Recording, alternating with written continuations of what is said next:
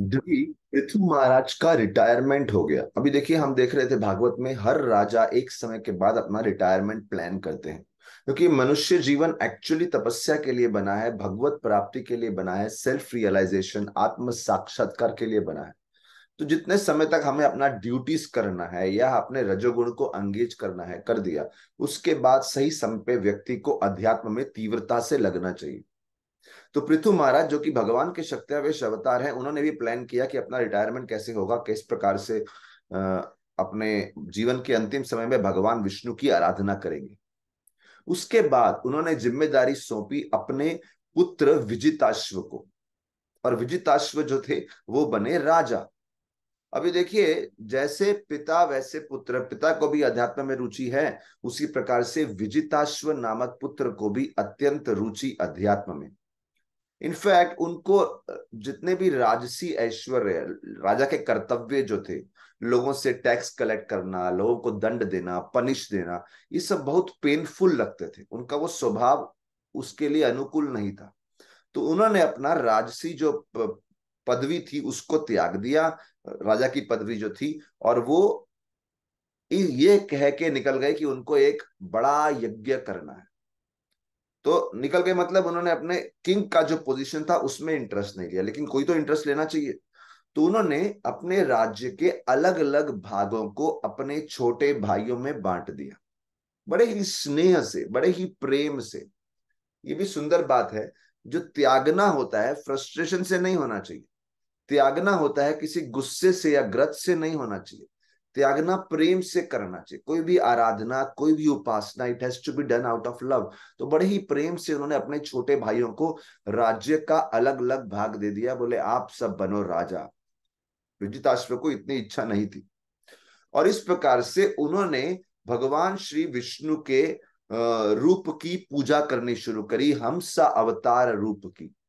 और इस प्रकार से वो भगवत धाम की प्राप्ति की। देखिए, विजिताश्व का एक बेटा था हविर्धान, वो भी राजा बने। और उनके आगे चल के 6 बेटे थे। और वो 6 बेटों में से जो सबसे बड़ा बेटा था, उनका नाम था प्राचीनी बरही। अभी देखिए, हम जब ये लीनिएज पढ़ते हैं, इनके बेटे ये, इनके बेटे ये, तो हम देखते हैं हर किसी जनरेशन में एक अलग इंटरेस्ट होता है। जरूरी नहीं सबका इंटरेस्ट सेम होगा, सबका स्वभाव सेम होगा। किसी का वैराग्य में झुकाव होता है, किसी का भक्ति संबंधित यज्ञों में झुकाव होता है, किसी का कर्मकांड यज्ञों में झुकाव होता है, कि सब लोग अपना अलग अलग संस्कार लेके जन्म लेते हैं। तो ये जो प्राचीन बरही थे, इनकी क्या बात बताई गई है? बोले ये अनेक प्रकार के यज्ञ और योग में बहुत निपुण थे, इन सैक्रिफाइसेस एंड योग। और वो अनेक अलग अलग विभिन्न प्रकार के यज्ञ करने में बहुत रुचि रखते थे। और ये यज्ञ की वजह से उन्होंने धीरे धीरे पूरी पृथ्वी को कुश घास से ढक दिया, क्योंकि जगह जगह यज्ञ कर रहे हैं, कुश घास का प्रयोग हो रहा है। उस प्रकार से पूरी जो, उनको बहुत अनेक यज्ञ करने में रुचि थी। और प्राचीनी बरही का विवाह हो गया शतद्रुति नामक कन्या से, जो कि समुद्र देवता की पुत्री हुई, और डॉटर ऑफ ओशन गॉड। और उनसे 10 पुत्र जन्मे, जिन 10 पुत्रों को सामूहिक रूप से कहा जाता है प्रचेतास। अब ये प्राचीनी भरी ने अपने पुत्रों को आदेश दिया कि आप भी विवाह कीजिए। जब वो विवाह योग्य हो गए, आप भी गृहस्थ आश्रम में प्रवेश कीजिए, आप भी संतान को जन्म दीजिए, और उसके बाद राज्य पे राज कीजिए। लेकिन बोलते हैं पहले कोई भी जिम्मेदारी लेने से पहले व्यक्ति को तपस्या करनी चाहिए। कोई भी जिम्मेदारी लेने से पहले अपने मन को तैयार शुद्ध करना चाहिए, अपनी बुद्धि को तैयार करना चाहिए, अपनी कॉन्शियसनेस, चेतना को तैयार करना चाहिए। आपकी मन, आपका बुद्धि, आपकी चेतना पूर्ण रूप से रेडी होनी चाहिए। क्योंकि देखो, एक पिता बनना, एक पति बनना और एक राजा बनना, ये तीनों जिम्मेदारियां उनको उठानी थी। और इसीलिए उन्होंने उनको वन में भेजा, वन में जाइए और भगवान वासुदेव श्री कृष्ण की उपासना कीजिए, ऐसी तपस्या कीजिए ताकि आप भगवान विष्णु को प्रसन्न कर सकें, श्री कृष्ण को प्रसन्न कर सके। देखिए, तपस्या तो हर क्षेत्र में करनी पड़ती है। इस जगत में धन कमाना है, किसी को प्रसन्न करना है, किसी एम्प्लॉयर को, किसी वरिष्ठ नेता को, किसी भी व्यक्ति को प्रसन्न करना है, उसके लिए तपस्या, हार्ड वर्क लगता है। ऐसे ही अध्यात्म में भी हार्ड वर्क लगता है। तो अध्यात्म को ऐसा नहीं लेना चाहिए कि जब भी दुकान में, अपने ऑफिस में, अपने नौकरी में, अपने व्यापार में, बिजनेस में थक गए तो मंदिर में थोड़ा ब्रेक के लिए आ गए, रेस्ट के लिए। हाँ, वो भी करना चाहिए, मंदिर में शांति के लिए आना चाहिए, लेकिन केवल उस लेवल तक मंदिर नहीं रहना चाहिए। व्यक्ति को अध्यात्म में भी कुछ तपस्या करनी चाहिए ताकि भगवान से अपना कनेक्शन जोड़ सके। तो चाहे भौतिक जिम्मेदारी लेनी हो, as a good husband, as a good father, as a good king, या फिर अगर पर्टिकुलरली स्पिरिचुअल एडवांसमेंट करना हो, दोनों के लिए तपस्या करके भगवान श्री कृष्ण को प्रसन्न करो। तो इस प्रकार से ये सुंदर बात बताई गई है। प्राचीनी बरही ने अपने पुत्रों को भेजा भगवान वासुदेव को प्रसन्न करने के लिए। अब बात आती है तपस्या। तपस्या क्या होती है? तपस्या मतलब अपने जीवन में स्वेच्छा से कुछ असुविधाएं लेना, कुछ इनकन्वीनियंस वॉलंटरीली अपने जीवन में धारण करना, ताकि एक उच्च लक्ष्य प्राप्त कर सके। जैसे सपोज एक सिंपल सी तपस्या होती है उपवास। व्यक्ति कुछ समय कुछ खाएगा नहीं, ज्यादा मंत्र जप करेगा, ज्यादा शास्त्र पढ़ेगा, ज्यादा सत्संग करेगा, तो एक हायर पर्पस के लिए वो अपनी कुछ बॉडीली जरूरतों को कम करता है। सो इसमें एक तो वॉलंटरीली की जाए, स्वेच्छा से, और कुछ इनकन्वीनियंस होना चाहिए ताकि कोई हायर पर्पस प्राप्त कर सके। तो इस प्रकार से ऑस्टेरिटी की डेफिनेशन है। और ऑस्टेरिटी मतलब केवल ऐसा नहीं कि शरीर को उपवास किया तो शरीर कमजोर हो गया, ऑस्टेरिटी हो गई। ऑस्टेरिटी से हमारे आंतरिक मन की चेतना की शुद्धि होनी चाहिए। हमारे अंदर एक प्रकार का आध्यात्मिक विकास होना चाहिए। तो इस प्रकार से पूरा इंटरनल और एक्सटर्नल डेवलपमेंट होना चाहिए। पिता ने, अच्छा अभी देखिए, पिता ने तो बोल दिया तपस्या करो। जब आदेश दिया जाता है, आदेश सुनने वाला क्या उसको विनम्रता से, पूर्ण रूप से सबमिसिव होके, शरणागत होके वो आदेश का पालन करता है, उस पे सक्सेस डिपेंड करेगा। तो उन्होंने अपने पिता के आदेशों को बड़ा सीरियसली लिया। जैसे जैसे पिता ने बोला था वैसे किया, और वो निकल गए एक घने वन की तरफ। वहां पे उन्होंने सुंदर तालाब देखा जिसमें बहुत सारे कमल खिले हुए थे, और बहुत ही बड़ा और सुंदर तालाब, एक लेक, सरोवर तालाब था। और बोले उस तालाब के आसपास, उस जो सरोवर था, लेक थी, उसके आसपास का वातावरण भी बड़ा ही मंत्र मुग्ध करने वाला था। बड़े सुंदर वाणी वाले पक्षी थे, और बड़ी ही सुंदर वायु का प्रभाव था। ब्रीज, जेंटल ब्रीज थी वहां पे, और अनेक प्रकार के सुंदर वृक्ष थे, लताएं थी। अभी देखिए, इतना सुंदर जो उन्होंने वातावरण देखा, तो वहां पे उनको भगवान शिव की कृपा प्राप्त हुई। हम देखते हैं कथा में कैसे भगवान शिव स्वयं आके उनको कृपा दिए। भगवान शिव कृपा किसको देते हैं, ये सोचने वाली बात है। देखिए, भगवान शिव, कभी कभी हम देख सुनते हैं रावण को कृपा दी, बाणासुर को कृपा दी, वृकासुर को कृपा दी। अनेक असुरों, राक्षसों के जीवन में भगवान शिव की कृपा मिलती दिखती है। लेकिन शिव जी उससे इंप्रेस नहीं होते। ऐसा नहीं कि उनसे बहुत प्रसन्न है इसलिए कृपा दे रहे हैं, और वो कृपा देना चाहते भी नहीं है, ना तो प्रसन्न है, ना कृपा देना चाहते हैं। तो बात आती है फिर, ये राक्षस असुर लोग शिव जी की कृपा प्राप्त कर कैसे लेते हैं? तो बताया गया है शिव जी तो उनको केवल एक फॉर्मेलिटी के रूप में कृपा देते हैं, बस। लाइक मतलब एक औपचारिकता के रूप में, कि अभी उन्होंने तपस्या की है तो उनको देनी है, ना तो देना चाहते हैं, ना उनकी तपस्या से प्रसन्न है। लेकिन जब शिव जी उनको कृपा देते हैं, कृपा से उन राक्षसों में कुछ शक्ति आ जाती है। बाद में उन राक्षसों को मारने के लिए देवता लोग भगवान विष्णु की उपासना करते हैं। फिर भगवान विष्णु आके उनका अंत करते हैं। और एक देखिए, जब भगवान शिव ने कोई शक्ति दे दी तो उसका, राक्षस का अंत करना मुश्किल हो जाता है। ब्रह्मा जी ने दी हो, शिव जी ने दी, फिर उनका राक्षस का अंत अगर कोई कर सकता है तो केवल विष्णु कर सकते हैं। तो इस माध्यम से अनेक लीलाएं होती हैं और विष्णु की महिमा बढ़ जाती। तो एक तरह से भगवान शिव देना नहीं चाहते लेकिन दे देते हैं, और उस माध्यम से, उस बहाने से लोगों को मालूम चलता है भगवान विष्णु कितने स्पेशल हैं, भगवान कृष्ण कितने स्पेशल हैं, जो कि विष्णु के रूप में, राम के रूप में, कृष्ण के रूप में आते हैं और इन राक्षसों को मारने की क्षमता रखते हैं। जिनको शिव जी या ब्रह्मा जैसे बड़े देवताओं ने शक्ति दी, उनको भी विष्णु मार सकते हैं। तो इस प्रकार से पूरी दुनिया देखती है कि भगवान विष्णु कैसे परम रक्षक हैं, हमारे पूरी सृष्टि के सभी भक्तों के परम रक्षक हैं। तो बताया गया है कि शिव जी इस प्रकार से बहुत आनंद लेते हैं भगवान विष्णु की प्रशंसा करने के लिए, स्तुति करने के लिए। और बोला है जो भी भगवान विष्णु और कृष्ण की उपासना करता है, सेवा करता है, उनको वैष्णव बोलते हैं। और भगवान शिव तो सभी वैष्णवों में श्रेष्ठ बोले गए हैं, क्योंकि भागवतम में श्लोक आया है वैष्णवा नाम यथा शंभु। तो भगवान शिव तो सभी वैष्णवों में श्रेष्ठ है। तो इसीलिए हम देखते हैं कि भगवान विष्णु की, भगवान शिव की भी इतनी स्तुति की गई है कि वो हमेशा विष्णु की प्रशंसा करना चाहते हैं। और विशेष रूप से जो भगवान शिव भगवान विष्णु से इतना प्रेम करते हैं, तो शिव जी भगवान विष्णु के भक्त वैष्णवों से भी अत्यधिक प्रेम करते हैं। क्योंकि जैसे भागवत के दृष्टिकोण से बताया है, शिव जी महान वैष्णव हैं, तो बाकी भी वैष्णव जो भगवान विष्णु के या कृष्ण के भक्त हैं, वो शिव जी उनको अपने ही परिवार का मानते हैं।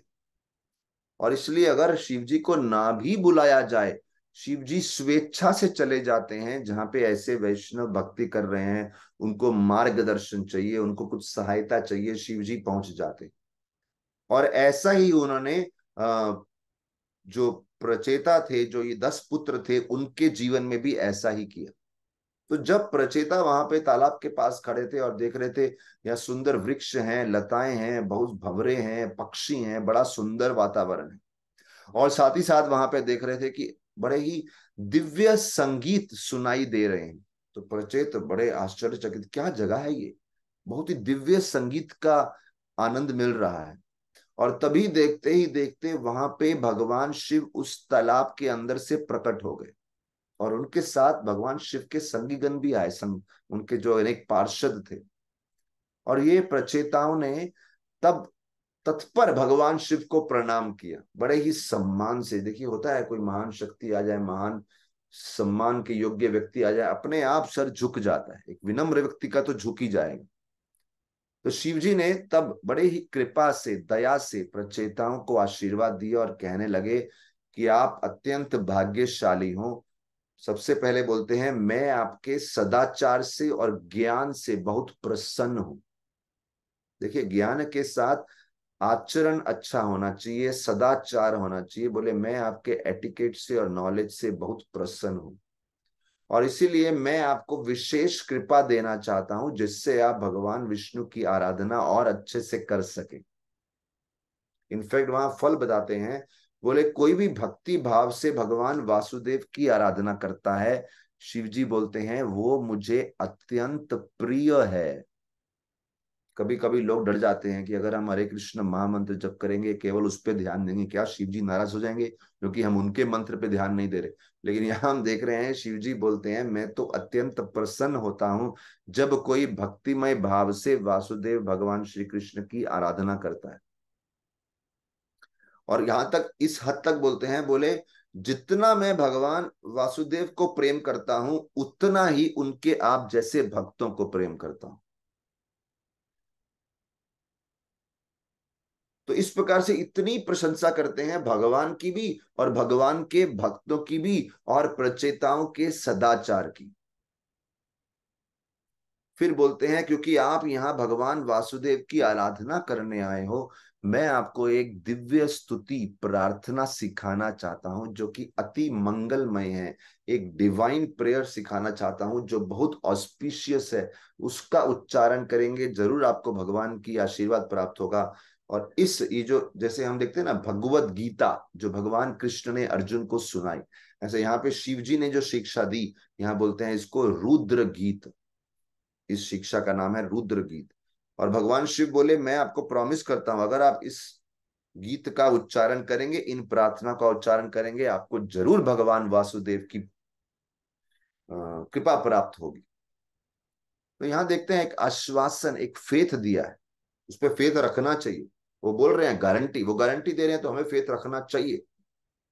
जैसे हमें ब्रह्मा जी ने नारद मुनि संवाद में गारंटी दिया है हरे कृष्ण महामंत्र पे, या कोई भी मार्ग पे चैतन्य महाप्रभु हमें गारंटी देते, you have to keep faith. यहाँ भगवान शिव प्रचेताओं को गारंटी देते। और यहाँ देखते हैं प्रचेताओं ने उनको बुलाया नहीं, लेकिन सिंसियरिटी थी ना, तो शिव जी अपने आप आ गए। जब व्यक्ति के अंदर एक सिंसियरिटी होती है, सच्चा भाव होता है, प्रामाणिकता होती है, ईमानदारी होती है, सच्चे दिल से व्यक्ति करना चाहता है, तो अति दयालु भगवान शिव जैसे महान भक्त हमको मार्गदर्शन करने आ ही जाते। तो प्रचेताएं हाथ सब हाथ जोड़ के बैठ गए और बड़े ही ध्यान पूर्वक, सुंदर बात है, केवल हाथ जोड़ के मुद्रा में ध्यान नहीं होना चाहिए, मन में भी ध्यान होना चाहिए। कुछ लोग हाथ जोड़ते नहीं है लेकिन मन से ध्यान होता है, कुछ लोग हाथ जोड़ते हैं लेकिन मन ऐसे ही भावनाओं में उमड़ रहा होता है, ध्यान से सुनते नहीं है क्या बोला जा रहा है। यहाँ देखते हैं प्रचेता जब सुन रहे हैं, बड़े ही ध्यान से सुन रहे हैं, हाथ भी फोल्ड फोल्ड किए हुए नमस्कार मुद्रा में, और रुद्र गीत सुनते हैं। रुद्र गीत में अनेक श्लोक हैं, उनमें ऐसी कुछ प्रार्थना है जो भगवान श्री कृष्ण के दिव्य रूप की प्रशंसा करती है। उसमें ऐसी कुछ प्रार्थना है जो भगवान श्री कृष्ण के शक्तियों की आराधना करती है। उसमें ऐसी कुछ प्रार्थना है जो शुद्ध भक्ति के भाव दर्शाती, और ऐसी कुछ प्रार्थना है जिसमें रक्षा करने के लिए विशेष प्रार्थना है कि हमारी रक्षा कीजिए। इस प्रकार से उनके रूप के बारे में, उनकी शक्तियों के बारे में, भक्ति के भाव के बारे में, प्रोटेक्शन के बारे में अनेक दृष्टिकोण से वो प्रार्थनाओं का संग्रह है, सम्मिलित है श्लोक के रूप में। और फिर भगवान शिव बोलते हैं पूरी सृष्टि में सबसे ज्यादा अनुकूल तरीका अगर भगवत धाम प्राप्त करने का है तो वो भक्ति का अति मंगलमय मार्ग है। श्री कृष्ण के प्रति भक्ति करो, जरूर आपको मोक्ष, मोक्ष की सर्वोच्चम परिस्थिति प्राप्त होगी, भगवान का धाम मिलेगा। The most favourable method is भक्ति योग। और इस प्रकार से प्रचेताओं को रुद्र गीत सिखाने के बाद भगवान शिव उनको आदेश देते हैं कि कृपया ये रुद्र गीत जो मैंने आपको सिखाया है पूर्ण भावना से, हृदय से, होल हार्टेडली करिए, रेगुलरली करिए, नियमित रूप से। ऐसा नहीं एक बार किया फिर भूल गए, रेगुलर। और बोले आपका मेडिटेशन, आपका मन पूरा भगवान विष्णु पे होना चाहिए और भक्ति भाव होना चाहिए। तो मतलब आपका दिमाग उधर होना चाहिए, आपका हृदय उधर होना चाहिए। ऐसा नहीं कि मन से फोकस है लेकिन हृदय में भावना ही नहीं है। डिवोशन होनी चाहिए और रेगुलरिटी होनी चाहिए। और ऐसा भी बताया भगवान शिव ने कि ब्रह्मा जी ने कहा है अगर ये स्तुति करेंगे, ये प्रार्थनाएं बोलेंगे, हमारे अंदर की सारी अज्ञानता नष्ट हो जाएगी और हम जल्द ही भगवान के भक्त बन सकेंगे। इनफैक्ट ये बोले कि जो रुद्र गीत प्रतिदिन सुबह के समय गाता है, प्रातः कालीन ब्रह्म मुहूर्त में या अर्ली मॉर्निंग में, और दूसरे भी उस रुद्र गीत को सुनते हैं, उसके सारे कष्ट समाप्त हो जाते हैं, मुक्त हो जाता है सभी कष्टों से। तो अज्ञानता चली गई, सारी पीड़ाएं, कष्ट चले गए और जल्दी से भगवान की भक्ति मिली। अगर पूर्ण दिमाग से फोकस करके, हृदय लगा के रेगुलरली करेंगे तो ये लाभ मिलेगा। और ब्रह्मा जी ने भी इसकी पुष्टि की। और इस प्रकार से आप जल्द ही भगवान विष्णु की कृपा प्राप्त करेंगे। और ये कह के भगवान शिव प्रस्थान कर गए। अभी ये भी देखते हैं हम यहाँ पे, जब इंस्ट्रक्शन दिया जाता है, बड़े बड़े महान संत, महान देवता, वो एक उत्तम शिष्य को इंस्ट्रक्शन देते हैं और वहां रुकते नहीं है। वो उम्मीद करते हैं कि चलो अभी ये फॉलो करेंगे। ऐसा कोई सिस्टम नहीं था कि बार फोन कर रहे हैं, फॉलो अप कर रहे हैं, कुछ नहीं। प्रस्थान किया, डिटैच्ड। तो शिष्य को समझना चाहिए कि आज ये संग मिला है, इसका अच्छे से लाभ लो, और जो देने वाले हैं उनको भी अटैच नहीं होना चाहिए। ज्ञान दिया, जो फॉलो किया तो किया, नहीं किया तो फिर उनको एजुकेट कर दिया अपनी तरफ से। और दूसरी बात, ये जो ज्ञान, तो एक शिक्षक के बारे में वो डिटैच होना चाहिए, और एक जो रेसिपिएंट है वो सिंसियर होना चाहिए। और जो ज्ञान है वो शुद्ध होना चाहिए। शिक्षक को ये बात ध्यान रखे कि शुद्धता से वो ज्ञान दे, उसमें अपने विचारों का मिश्रण ना कर दे, ताकि परंपरा हमारी शुद्ध बनी रहे। और इस प्रकार से प्रचेताओं ने जो भी ज्ञान सुना उस पर ध्यान लगाते हुए वो जल के अंदर प्रवेश किए, और उन्होंने भगवान विष्णु पे 10,000 वर्षों तक ध्यान लगाया उन प्रार्थनाओं के माध्यम से। और उनको भगवान विष्णु की कृपा, भगवान विष्णु के दर्शन प्राप्त हुए। और जब भगवान विष्णु आए उन्होंने भर भर के आशीर्वाद दिए, बहुत सारे आशीर्वाद दिए।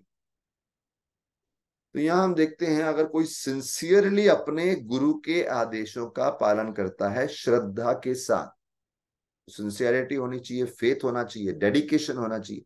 डेडिकेशन मतलब करते रहना है, ऐसा नहीं एक दिन किया 2 दिन किया, लॉन्ग टर्म, तो कृपा प्राप्त होती है। तो इस प्रकार से प्रचेताओं का जीवन जो है सफल हुआ, सिद्ध हुआ। बहुत ही इनफैक्ट प्रभुपाद जी समझाते हैं अपने भागवतम के परपोर्ट्स में, the secret of success in spiritual life is following the instructions of Guru and pleasing the गुरु। क्या है सफलता का सूत्र? कि गुरु को प्रसन्न करें तो सफलता हो जाती है, भगवान की कृपा प्राप्त हो जाती है। और ऐसा ही कुछ प्रचेताओं के जीवन में हुआ। उन्होंने भगवान शिव के दिए हुए शब्दों का बड़ी सिंसियरिटी से